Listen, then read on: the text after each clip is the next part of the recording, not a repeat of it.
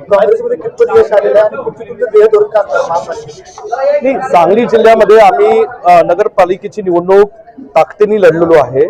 परंतु नगरपालिका ह्या संस्थेमध्ये म्हणजे स्थानिक स्वराज्य संस्थांच्या निवडणुकीमध्ये स्थानिक काही संमिलीकरणं असतात आणि त्या स्थानिक संमिलीकरणानुसार आज आमच्या जिल्ह्यामध्ये सांगलीमध्ये सगळ्याच पक्षांना संमिश्र असे निकाल लागलेले आहेत.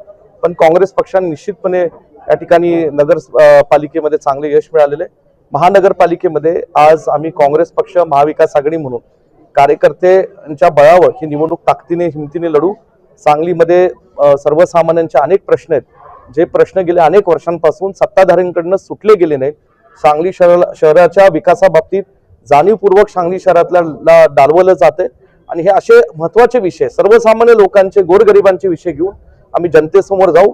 आणि महाविकास आघाडी म्हणून मला खात्री आहे की आम्हाला 100% चांगले उमेदवार आम्ही देऊ आणि त्या उमेदवारांना लोकांचा प्रतिसाद मिळेल आणि आम्हाला चांगले यश मिळेल. महापालिकेत बोलताना सांगितलं की लोकांच्या मध्ये जे फिरत असतात, लोकांच्या संपर्कात असतात, अशाच लोकांना तिकीट तुम्ही देणार. होय.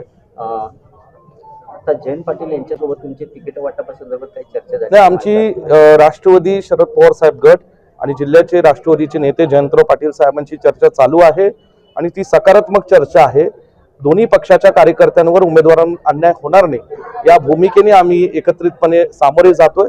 उद्याही कदाचित आम्ही एकत्रित मुलाखती घेऊ आणि मला खात्री आहे की ह्या चर्चेला चांगलं एक स्वरूप मिळेल आणि चांगले उमेदवार आम्ही सांगली महानगरपालिकेच्या समोर घेऊ.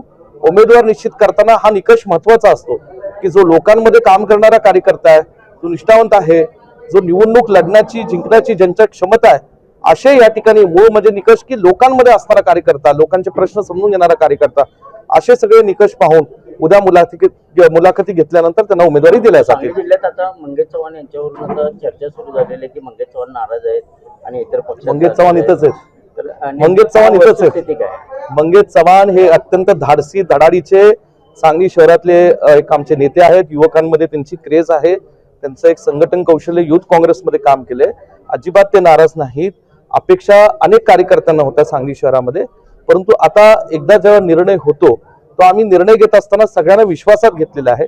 आणि राजेश नाईक सुद्धा माजी नगरसेवक म्हणून त्यांनी महापालिकेत चांगलं काम केलेलं आहे. त्यांचा एक दीर्घकाळाचा अनुभव आहे आणि मला खात्री आहे की हे जे कॉम्बिनेशन आहे, कारण राजेश नाईक आज त्यांनी शहराची सूत्र हाती घेतली आहेत, मंगेश चव्हाणांना या ठिकाणी आज आम्ही कॅम्पेन कमिटीचा प्रमुख केलेलं आहे. मला खात्री आहे की या संपूर्ण कॉम्बिनेशन मध्ये सांगली शहरात काँग्रेस आणि महाविकास